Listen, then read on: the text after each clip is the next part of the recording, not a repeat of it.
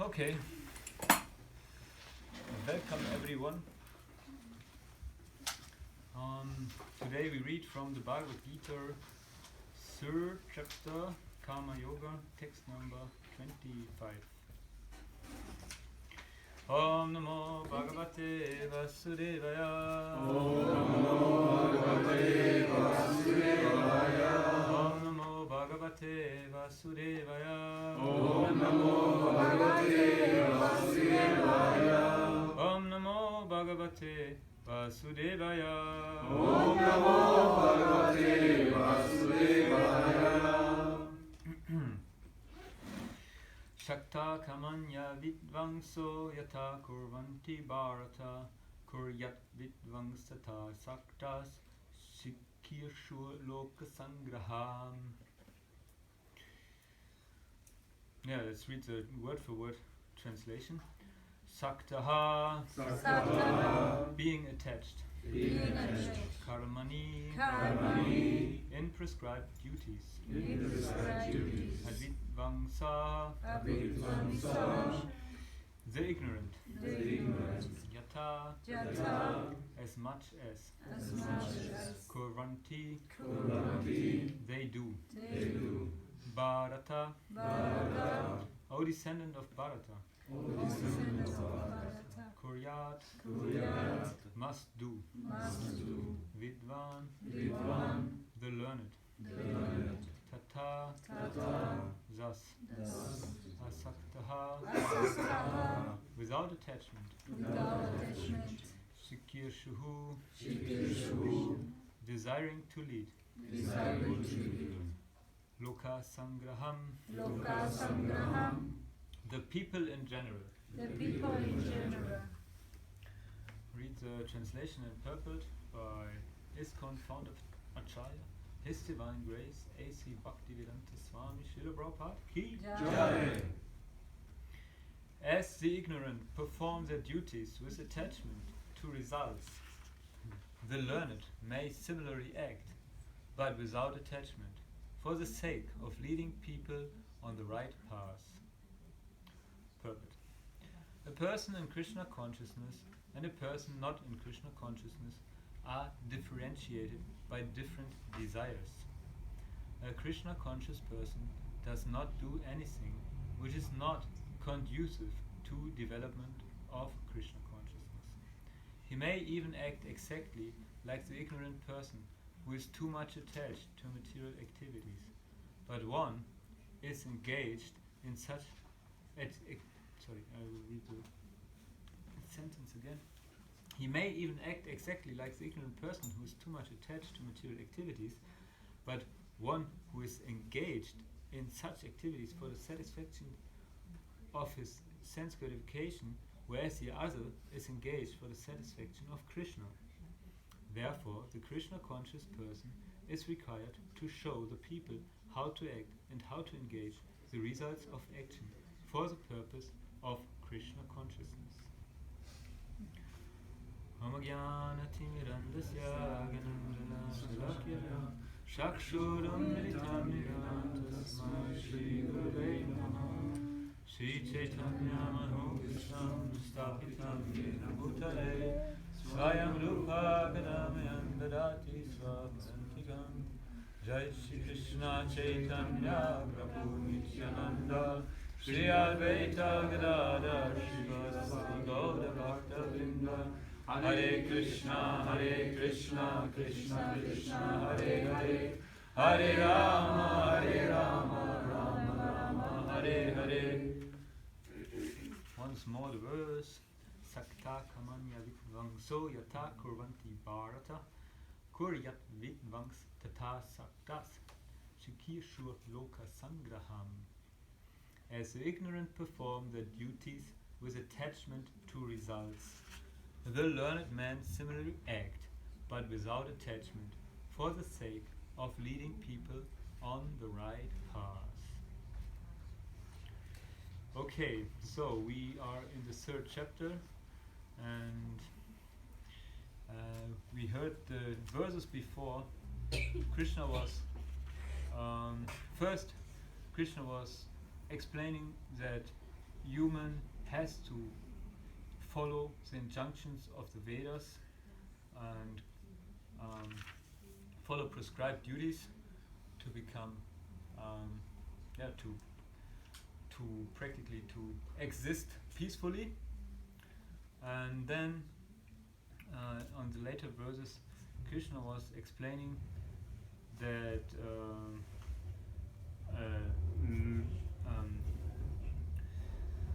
that what did he explain actually? He explained that the leaders of society also have to, they are the examples for the general mass. People will follow them. So whatever they do, people will follow. And then he's explained that he himself therefore also performed prescribed duties, even though there's no duty for him, because he's the Supreme Personality of Godhead. And and he said, if I did not perform prescribed duties, all these worlds would be put to ruination. I would be the cause of creating unwanted population, and I would thereby destroy the peace of all living beings. And so in this verses now he's explaining about two different types of persons. He's explaining about the learned man, and he's explaining about the ignorant. So this refers, the learned man refers to somebody who knows Krishna to be the Supreme Personality of Godhead and to be the ultimate goal of the Vedic scriptures. And the ignorant is referring to somebody who is following the prescribed duties, but only for the sake of sense gratification. So the Vedic scriptures, we also heard in the second chapters that the Vedic scriptures, they can easily bewilder actually the living entity.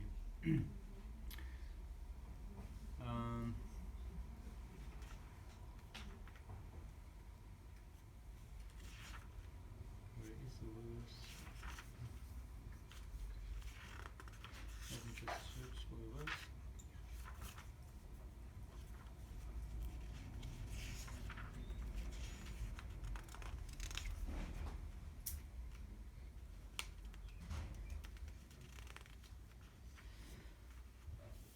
So in the verse 42 and 43, in the second chapter, Krishna says, men of small knowledge are very much attached to the flowery words of the Vedas, which recommend various fruitive activities for elevation to heavenly planets, result in good birth, power, and so forth. Being desirous of sense gratification and opulent life, they say that there is nothing more than this. So practically this describes what Krishna is referring here in the verse we read today as the ignorant. Those who are attached to the flowery words of the Vedas, which recommend to follow certain duties, but in the end only for sense gratification. So one could think, yeah, okay, following duties is good. This must be righteous persons, must be a good example. We should follow these kind of people.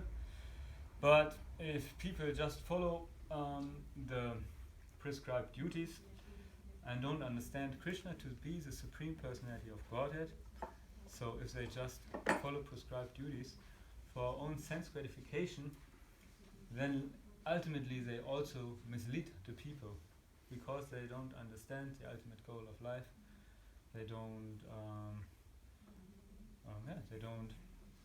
understand that Krishna is the Supreme Personality of Godhead, the source of everything. And they don't understand that everything should be, all activities should be performed for satisfaction of Krishna. And ultimately they make like some deals.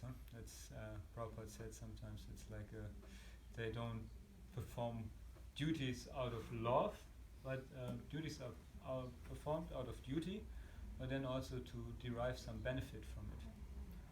And in this sense it's a deal. You say like, okay, I'm a nice guy, and then I will come to the heavenly planets.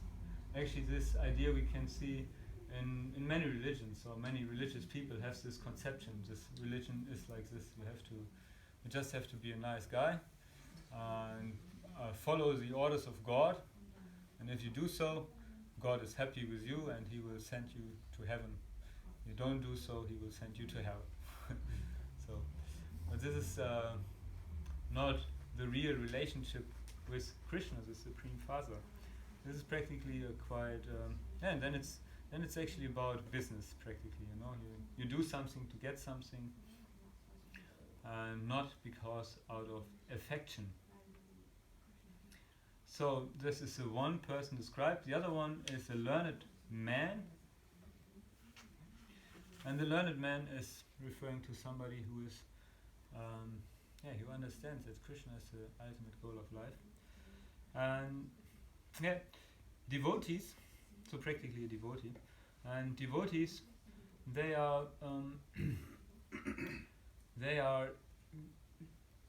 perform their duties towards Krishna. That's their first duties.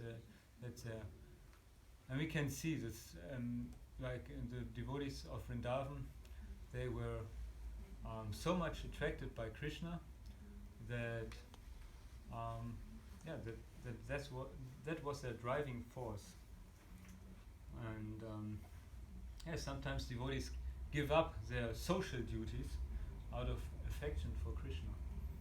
And this is the highest example of this are the gopis of Vrindavan, who left their families for Krishna, which is difficult for us to understand in a mundane concept, but which is actually expression of high surrender and actually expression of a great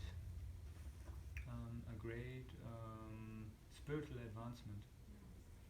Anyways, Krishna says also in the end of the Bhagavad Gita, Savadama Pariktaja Mamikam Sharanam Raja Ham Tvam Savapavibhyo Mokshanishyam Ma Suchaha, which means give up all religion, give up all your duties.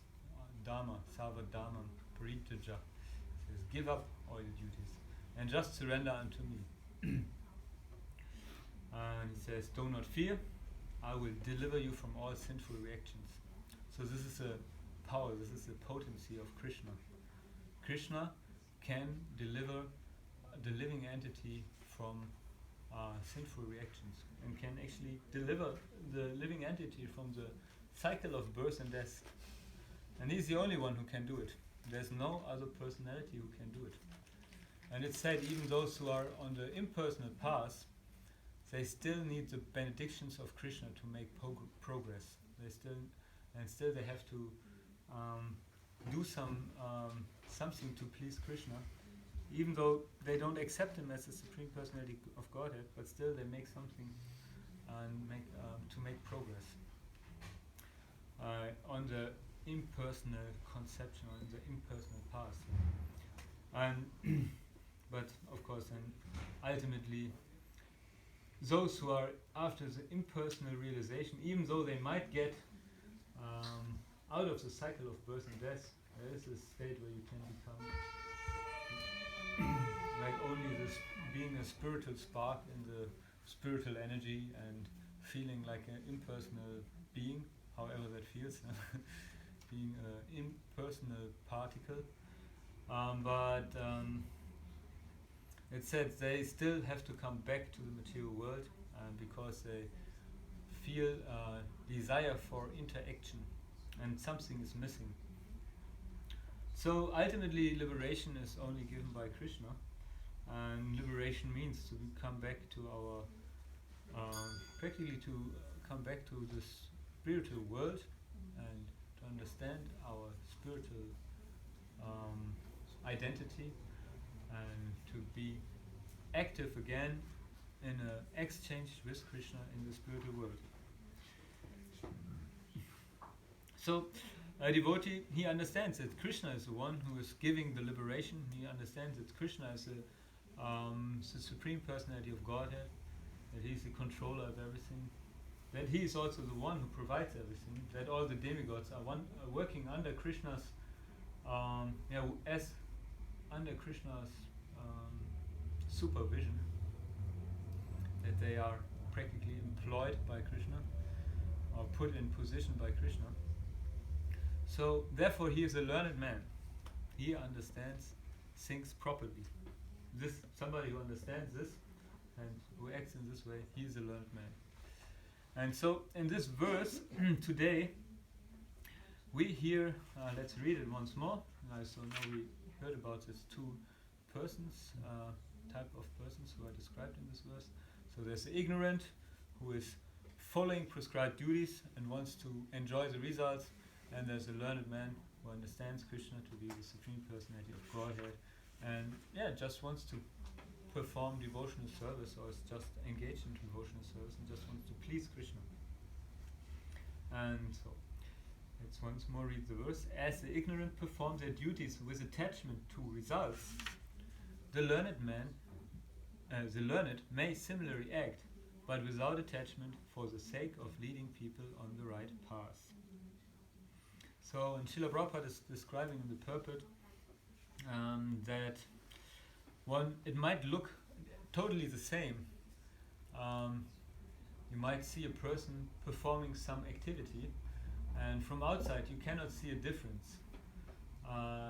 And still, one type of work is binding to the material world or to the material concept, and the other one who is engaged in this work, he is liberating himself, or is liberated, is on the liberated platform. So how is this possible? And Srila Prabhupada explains in the purport that it's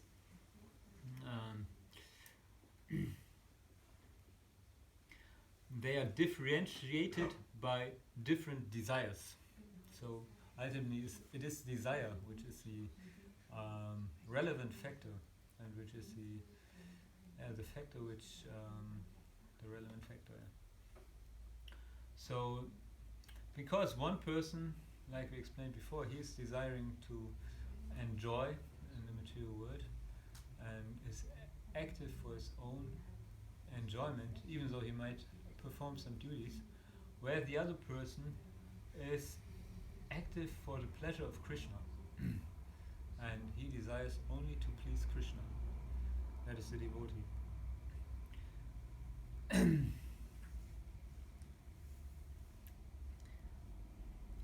Somebody can tell me what does conducive mean in German? Otherwise, like Förderlich. Förderlich, okay.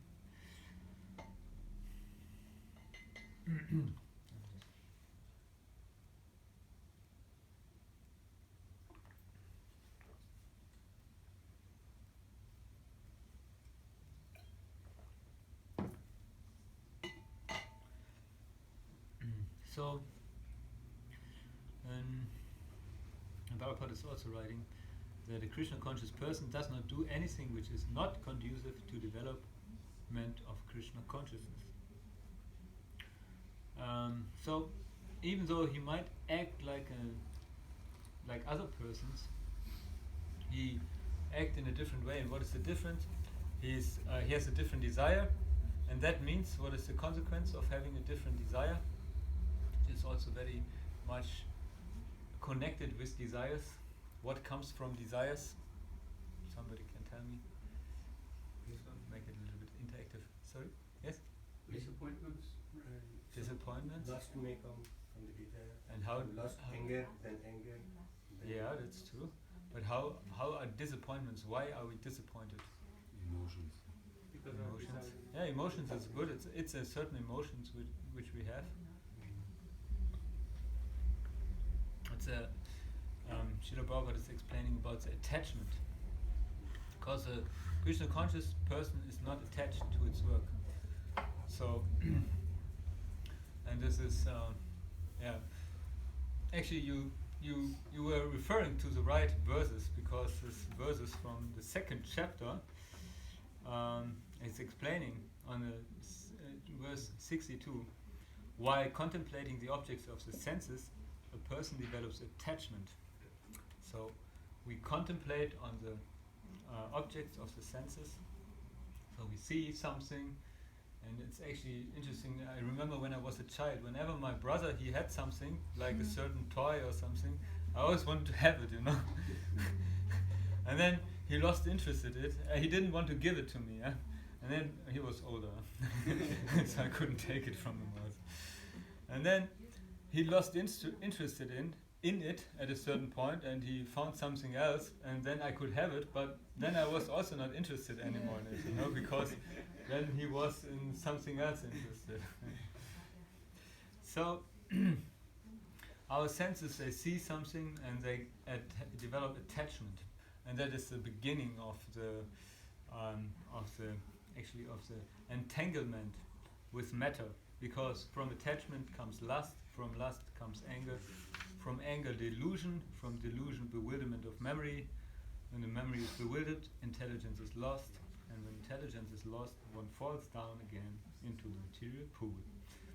It's described by Krishna in the second chapter, in the end of the second chapter. So it's practically by this attachment. We desire something.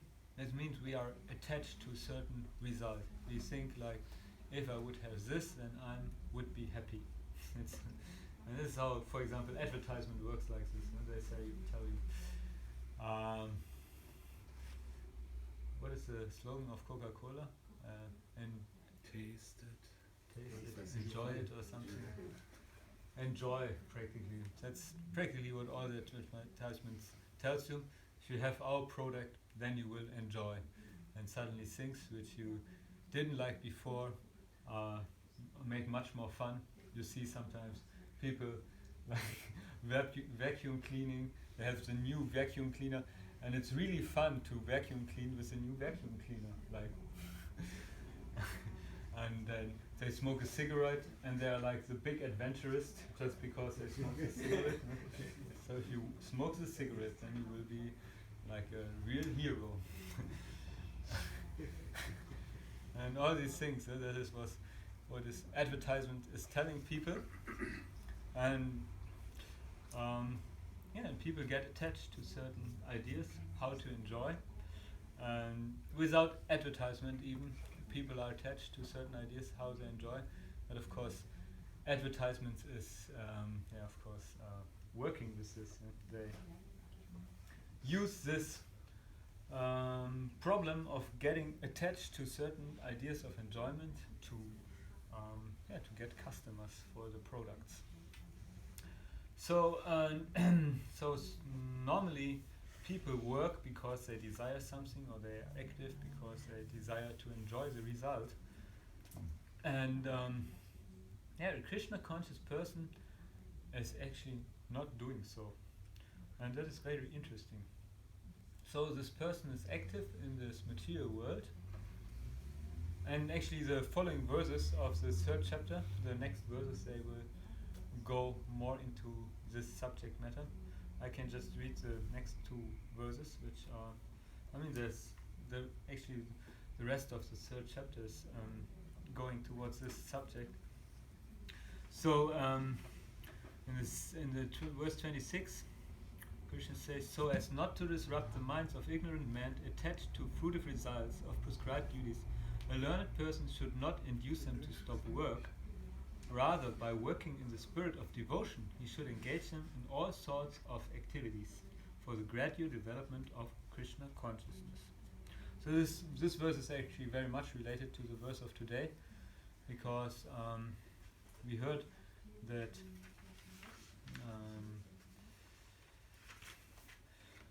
that a learned person should still follow the duties, or still working like other peoples, but they are not attached to the results. And here we hear that he shouldn't also try others to stop performing their duties, shouldn't try to stop them in performing their duties, but he should encourage them to engage their results in Krishna consciousness. And then the verse 27 is a very famous verse and very important verse for every devotee. Prakriti Kriyamani Gunai Kamani Savasaha. You know it? You know all the verses, so I thought you might know. Ahankara iti yame katam iti manyate. Ahankara vimudatma katam iti manyate. It's a very nice verse. The spirit soul, bewildered by the influence of false ego, thinks himself the doer of activities that are in actuality carried out by the three modes of material nature. So this is very interesting. Very interesting.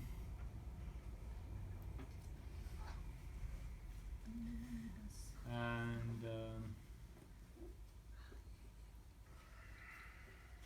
so, because this verse explains practically that we are not the doers of our activities. Did you know that? You are not the one who's doing the activities. Huh? Like, normally we say, I will go today, or I will do certain things, I will go, I will watch, I will do this and that. So, how is that we are not the doer?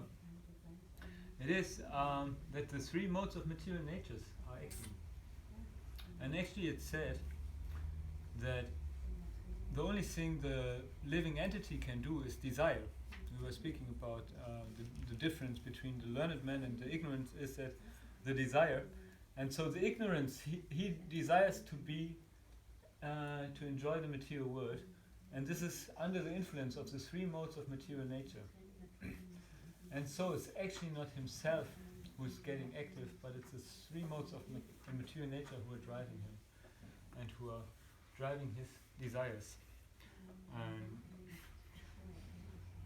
And yeah, it's actually only he can have some desires, and of course he can. So, but actually he's not the performer of it. Is activities. It's actually the three modes of material nature, and our desires are influenced by the modes of material nature we are in.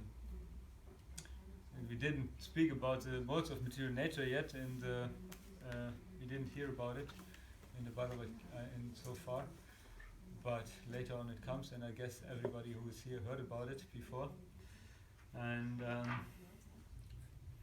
so this is actually very interesting, and which and it's also. Why did I come to this? Because we are attached to our activities, and we are attached to the results of the activities.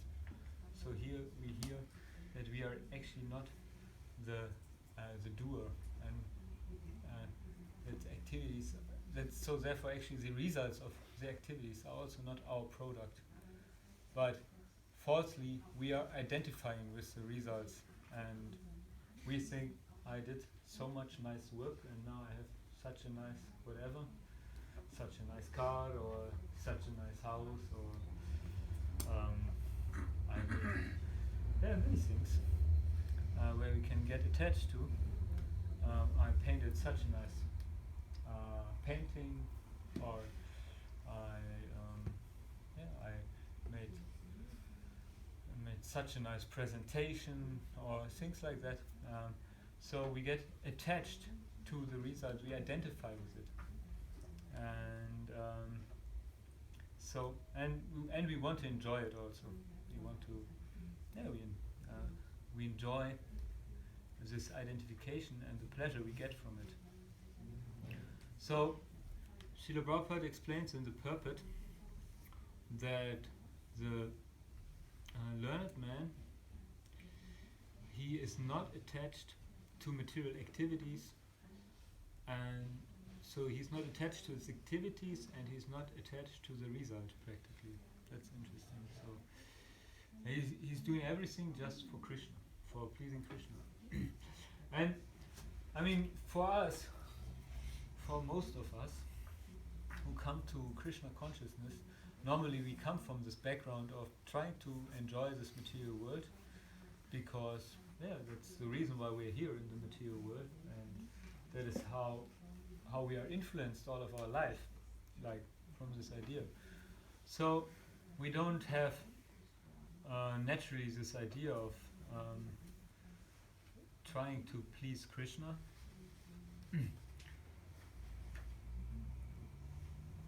So therefore, we need some learned man who is practically engaging us in Krishna's service, when he's showing us how to become happy by serving Krishna, because that's actually It's an interesting thing. Somebody who is here addressed as a learned man, he's totally happy in performing his duty, unattached from the result, and he's always trying his best, of course, for the pleasure of Krishna. And but at the same time, he knows that he's not the controller, and that he's not the enjoyer. That is the problem we have when we perform certain activities. We try to become in control of everything, and we try to enjoy things.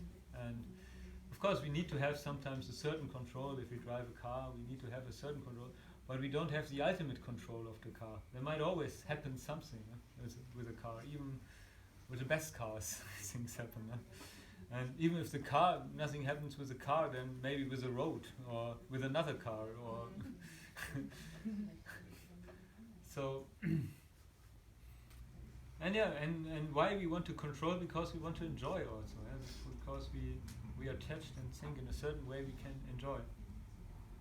So if we meet a self-realized person, we can see how they also act sincerely for following their duties, but they don't have these problems, these dualities, because from what we described before, the dualities arise from that. The dualities of happiness and distress is coming from this tendency to control and enjoying. Because sometimes we have some control and then we are happy, and sometimes we see that we don't have control and then we become unhappy. And same with enjoyment. Yeah? Sometimes we have some enjoyment, we are happy, and sometimes we don't have enjoyment, we are unhappy. Very simple, actually. Yeah? So simple. And still so sublime, and still such a good message. And yeah, we can see the self-realized person, he is not under these dualities, and so he or she is not bewildered and is fully engaged in performing prescribed duties, but is not attached. And is only engaged for the satisfaction of Krishna. So for us, we come from this unhappy, happy background, happy, unhappy, happy, unhappy. It has been our life for many lifetimes, and also in this lifetime we might have experienced sometimes. And so what is nice is when we engage in devotional service, it's not like immediately this dualities stop and we totally want to surrender everything to Krishna out of affection for Krishna, because we understand He is the Supreme Personality of Godhead, He's my shelter, He's the most perfect person and the most precious goal to desire. We might not have these emotions, we might not feel like that. Or maybe sometimes we maybe have these, but not always. So what's very nice actually, by engaging in devotional service, Krishna is actually dragging us to Him. He's like helping us to come on the right path. Because the more we understand the teachings of the Bhagavad Gita, the more we hear about the glories of Krishna, the more we engage in devotional service and practical devotional service, the more we chant the holy name, the more we get purified, and we can see how Krishna is acting in our life, and indeed it happens that we become more detached from these dualities and from the results of our activities. And indeed we understand that Krishna is the supreme controller, and whatever He desires is good. And I'm just trying to be His servant, trying to please Him with whatever insignificant service I can do. But yeah, we should be very eager to be engaged in Krishna's service, because it's not not a casual thing. It's not. It's something very special. Like the Vedas explain, like many lifetimes we were floating around in this ocean of material existence, suffering in the hell or suffering in heavenly planets. Like, and ultimately it's all suffering, and we were going back and forth, and so it's actually very special this life when we come in contact with Krishna, or we proceed on our journey towards Krishna, and yeah, we have to be eager to, because Krishna is special. So to serve Krishna is also special. So it's not like just an ordinary thing. So, and the more we understand this, the more we really develop taste. The more Krishna reciprocates, the more it really we really get taste from doing the service we are doing. And the more we get detached from our material situation. It doesn't mean like, okay, we don't care anymore, we don't pay the insurance anymore and make a lot of debts and like this, we're not active anymore in this material world.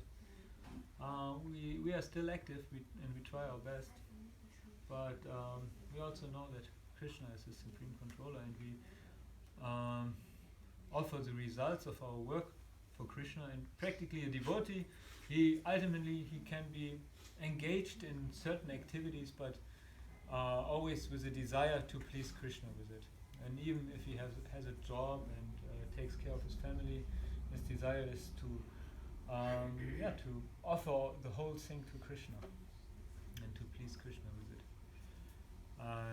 And in this way, he is beyond the dualities. And Krishna is helping also. Because Krishna says in the 9th chapter, which is a very important verse, another, of course, all the verses of Bhagavad Gita are very important. And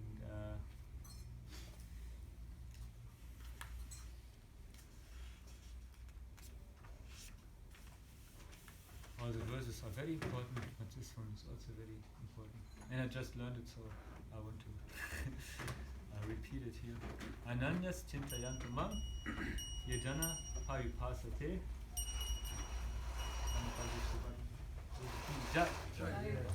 Tisham nidyavi yuktanam yudat chemam yudamyaham. You know the verse? No? So this verse says, but those who always worship me with exclusive devotion, meditating on my transcendental form, to them I carry what they lack, and I preserve what they have. So Krishna is protecting his devotees. And even though we might not have exclusive devotion, we might have still some ideas of sense enjoyment.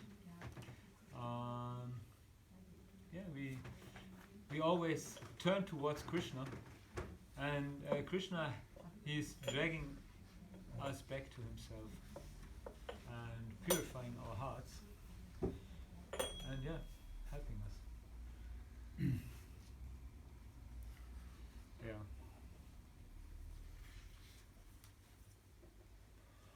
Okay. So, is there anybody who wants to add something, a comment or a question? So one thing I would like to mention about desire. So from my personal experiential perspective, so if we can hold higher desire to be, say, like Krishna conscious, to be spiritually active, take ourselves, like elevate from the regular mundane desires, it works really well. From that you have your personal experience of that. Yes.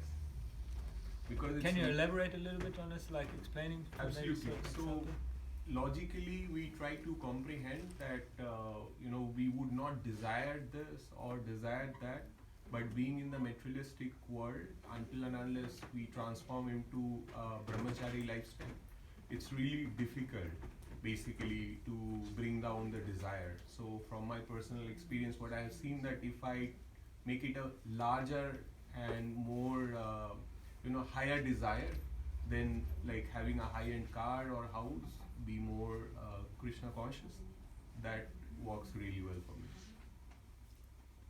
I mean, I didn't really understand. Like to make it a higher desire to be Krishna conscious, or Exactly. Okay. Exactly. So desire towards the materialistic world is one type of desire. So the way I look at it, it's probably at the lower end. But when I have higher desire to be Krishna conscious, it works really well. So I really don't have to fight with my desire. Okay. Good. I have a question. Yes, please. If someone has a materialistic desire, and not the perverted or illicit desires, like someone wants to buy a home or wants to get married, have a child or something like that, is it wrong to pray to God for those materialistic desires? Does it fit into our philosophy? Yeah, I mean, Prabhupada said, like, before we pray to some other gods or try some illicit means, like, we should turn towards Krishna, of course. But sometimes he also said, like, Krishna is not an order supplier. It's not like we turn towards Krishna to fulfill our desires like this. So, but of course, as devotees, we can understand, like, we have certain karma, and for example, for somebody it might be difficult to find a wife or a husband, for example, and you understand, but it's important for me to be well situated and to perform better devotional service. But still, maybe the karma is also doesn't really work. So, and yeah, ultimately, it's the devotee, if he is in such a situation, for example, he can pray towards Krishna, but can also just philosophically understand that it would be good if he would be ready for whatever Krishna offers. Then, because otherwise he might get angry on Krishna if he doesn't get what he desired.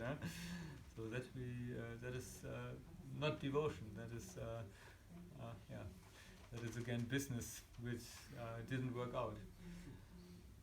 So the devotee, he can have certain desires, and he can even turn towards Krishna with his desires. But it should be always regulated, of course. Like, of course, regulated within the regulations of the Vedas, but also like, okay, you could desire to be very wealthy, and and this is not bad. You could think, okay, I want to offer all the wealth to Krishna. This is also very good. But then you could be, maybe you become very wealthy and you forget Krishna. Happened many times with many people. So it's actually dangerous. This is also what we can understand. Some desires are actually dangerous for us, and we shouldn't doesn't mean that I don't tell anybody don't desire to become wealthy for Krishna. It's just like Srila Prabhupada, in his horoscope, it was said that he becomes very, very rich, and so actually he tried also to become very rich, and in this way spread Krishna consciousness, and with more wealth it's easier to spread Krishna consciousness, and he thought that's the way, and it didn't happen. Krishna, and then that's also said, Krishna, for somebody whom he likes very much, he takes away everything. That he can surrender to Krishna even more. So, but this is for those who are really at the state also. It's not like, don't worry, don't stop worshipping Krishna. He doesn't just destroy your life when you're not ready for it. And when he sees that you're ready, then he takes away everything from you. And that you can surrender more to Him. And so we can have certain desires, and we can also pray to Krishna, but it shouldn't be, as I said, it should be, if we see that it's really good for being properly situated, and for some desires we have to understand that they are really dangerous, or that's also like, maybe it's more selfish than really being like, really, that I really could engage it in Krishna's service, Saying you get more recognition when you become rich and do a lot for Krishna. And you can do a lot for Krishna when you are poor. You can. Krishna is happy with the devotion we give, not with the amount of what we give. And so in that sense, we have to be careful. And I mean, we understand that the highest platform is to be totally depending on Krishna. And we might not be there, and that's not a shame. That's totally okay. And we can understand, to be properly situated, we turn towards God, but still we might have some karma, or Krishna is teaching us some lessons then, that still our desires are not fulfilled in the way we thought they should be. And one thing is also what is said, like Krishna is fulfilling the desires of the devotees, but in a way that they get actually detached from the desire. And it makes also sense. He's like Dhruva Maharaj is the example. He desired a kingdom bigger than the one of his grandfather, who was Lord Brahma. So this is very difficult to get a kingdom bigger than the one of Lord Brahma. And so he was doing a lot of austerities, and Vishnu appeared to him. And then he understood, oh my God, what did I do? He said, I desired like broken glass, and now I got some jewels. And and so he got detached from his desire, and he said, I don't want anything, but still Krishna gave him a kingdom. Okay. Thank you. One more thing. One thing I would like to add on this specific context. So the devotion and grace, basically, what I have seen, that facilitates the aspirations we have. So essentially, the begging process, asking God for some materialistic, things, doesn't really work. But it's been scientifically proven that if we do like bhakti-yoga, for an example, like chanting, so our intelligence also increases because we are more relaxed, and our intelligence and intellect works at an optimal level.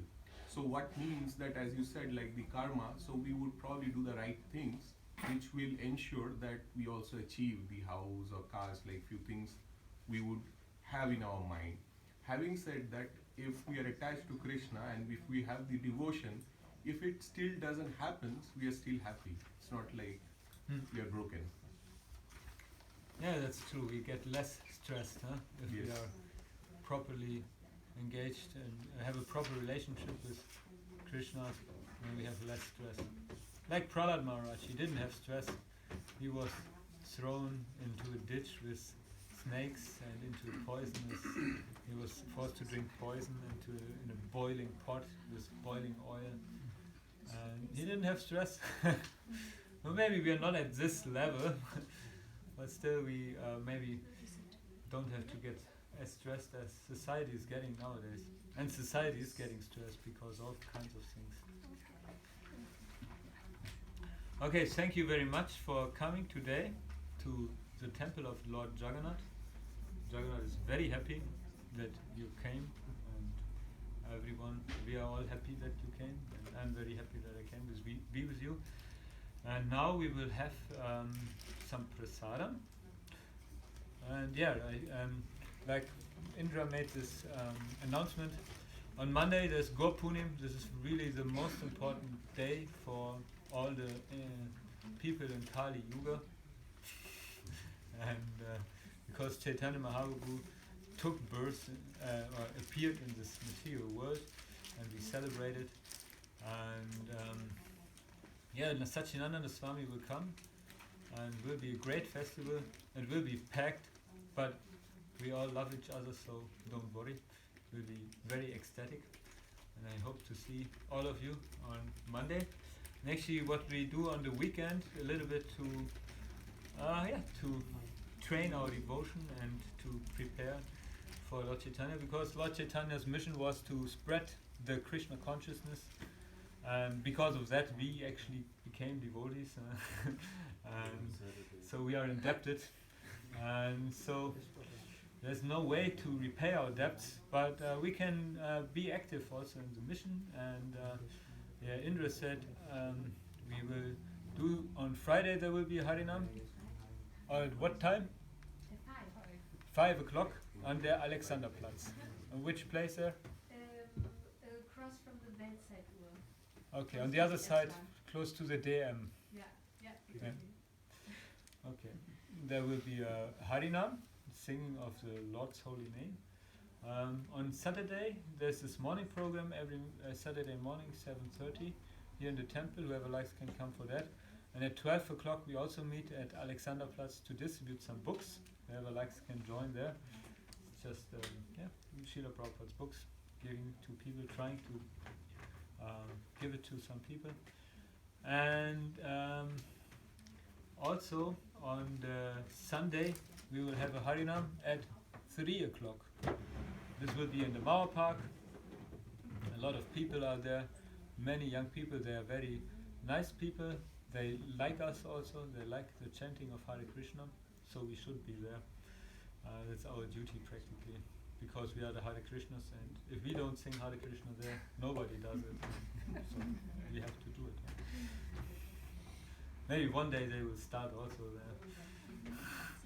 And so all of you are invited. If you want to get into the Lord Chaitanya mood, to participate in one or a few of these occasions.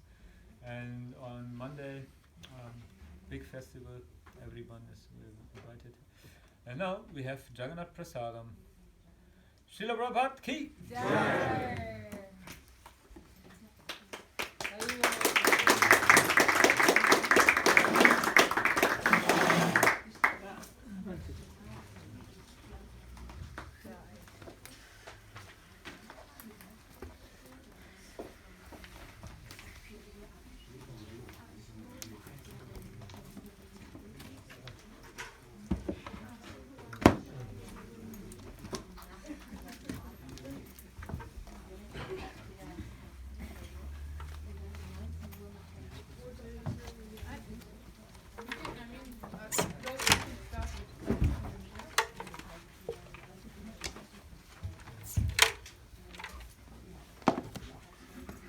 Nice that you came, Prabhuji. The warrior.